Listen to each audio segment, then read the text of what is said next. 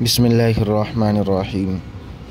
خالد ابن ولید رضی اللہ عنہ کا ایمان افروز واقعہ۔ اور خالد بن ولید کو جب عزا کو قتل کرنے کے لیے بھیجا، آپ نے خالد کو کہا کہ ایک ضروری کام ہے، اس کے لیے آپ کو بھیجتا ہوں۔ آپ نے کہا حاضر۔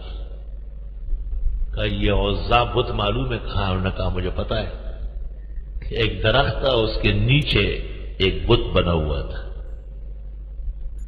اور مشرکین آخر میں وہاں جاتے تھے جب تمام جگہوں سے مایوس ہو جاتے، تو تمام مشرکین اس کے ارد گرد بیٹھے ہوئے تھے کہ یہ شخص آیا ہے اور اس نے نبوت کا دعویٰ کیا ہے، اور اس کو ختم کر دیا آپ۔ اور وہ کہتا تھا ٹھیک ہے۔ آپ نے خالد کو کہا اس کو ختم کرنا ہے، اس نے کہا بالکل۔ خالد بن ولید کو آپ نے 2-4 جملے کہے اور فرمایا یہ جملے یاد رکھ کے چلو۔ وہ چلا گیا۔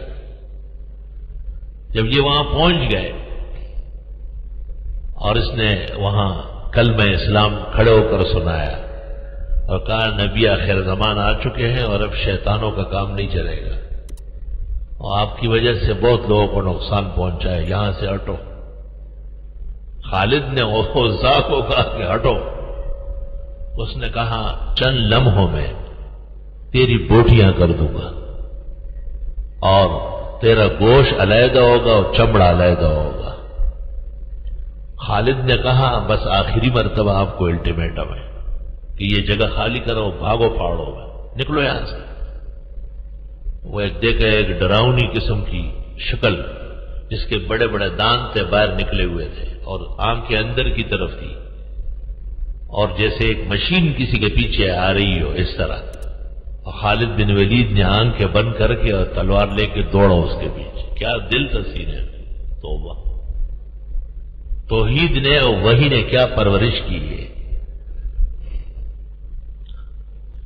خالد بن ولید جب اس کی طرف دوڑے اور تلوار سے اس کے اوپر ضرب لگایا تو وہاں سے چیخ و پکار نکلی اور گندی بدبودار قسم کا لاوا بہنے لگا، اور بس سب کچھ غائب ہو گیا، کچھ بھی نہیں تھا۔ واپس آ کر کے جناب نبی کریم صلی اللہ علیہ وسلم کو واقعہ سنایا۔ آپ نے فرمایا کہ یہ شرپسند قسم کی جنیت تھی اور اتنے 100 سال سے یہاں بسیرا کر چکی تھی اور اتنے لوگوں کو گمراہ کیا ہے، اور اب قیامت تک اس کا نام و نشان نہیں ہوگا۔ افرأیتم اللات والعزی ومناۃ الثالثۃ الاخری الکم الذکر ولہ الانثی۔ ایک مورخ گزرے ہیں، اس نے قرآن مجید میں جتنی تواریخ ہے وہ جمع کی ہے۔ اس کا نام ہے ابن سوائد الکلبی۔ اس نے یہ واقعات نقل کیے تاریخ تفسیر قرآن میں، ابن سوائد الکلبی۔ وہاں سے پھر مفسرین نے لیا ہے لا الہ الا اللہ۔